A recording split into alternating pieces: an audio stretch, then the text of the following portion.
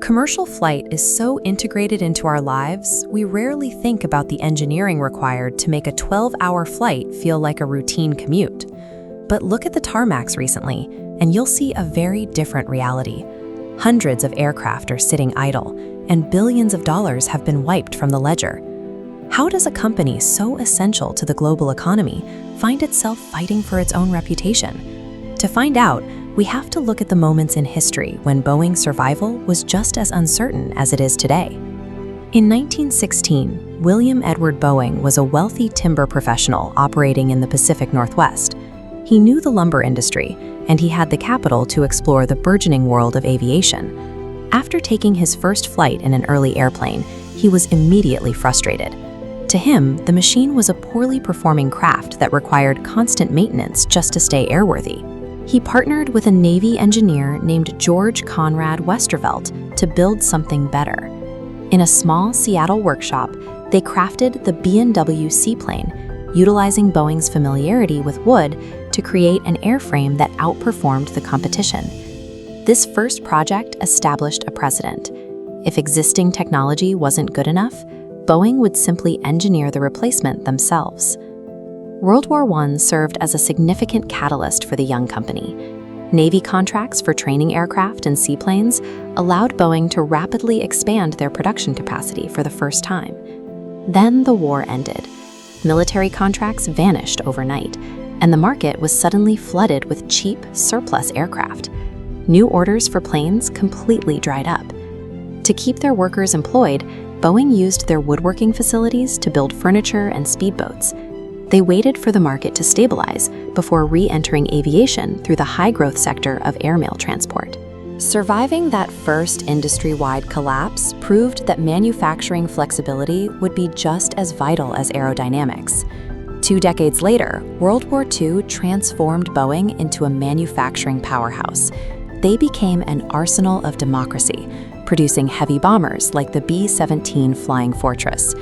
The industrial scale of this wartime operation permanently upgraded their capabilities.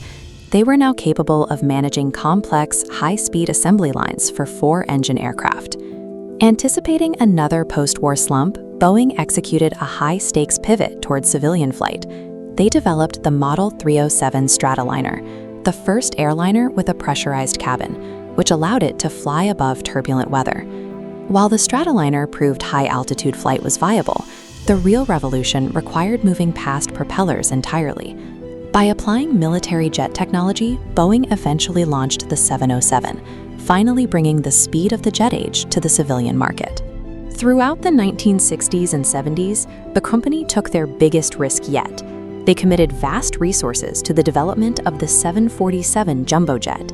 Its unprecedented range and passenger capacity drastically lowered the cost per seat.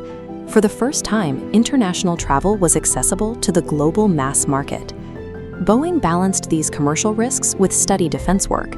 They produced fighters and reconnaissance planes for the Cold War and served as a primary contractor for NASA's space race.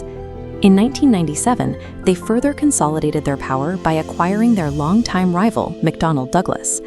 By the start of the 21st century, these technological gambles and aggressive acquisitions had turned Boeing into a nearly untouchable global leader. But dominance brought new pressures. Boeing faced rising competition from Airbus and a sudden market demand for extreme fuel efficiency and environmental sustainability. Their response was the 787 Dreamliner. By utilizing composite materials instead of traditional aluminum, they delivered a high-tech aircraft that consumed significantly less fuel. However, the relentless pressure to iterate on existing designs led to the development of the 737 MAX and the company's most devastating failure.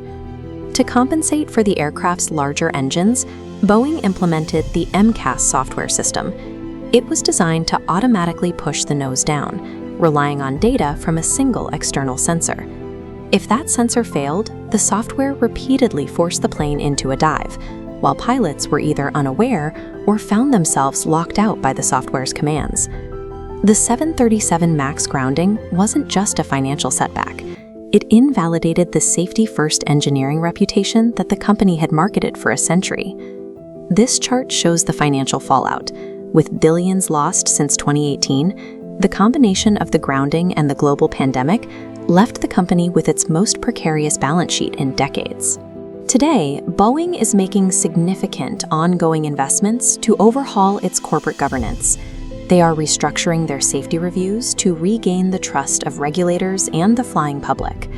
They are also progressing with the 777X. With its folding wingtips and advanced efficiency, it represents their cautious attempt to return to the cutting edge of aviation technology. Boeing built the modern world by engineering their way out of impossible challenges.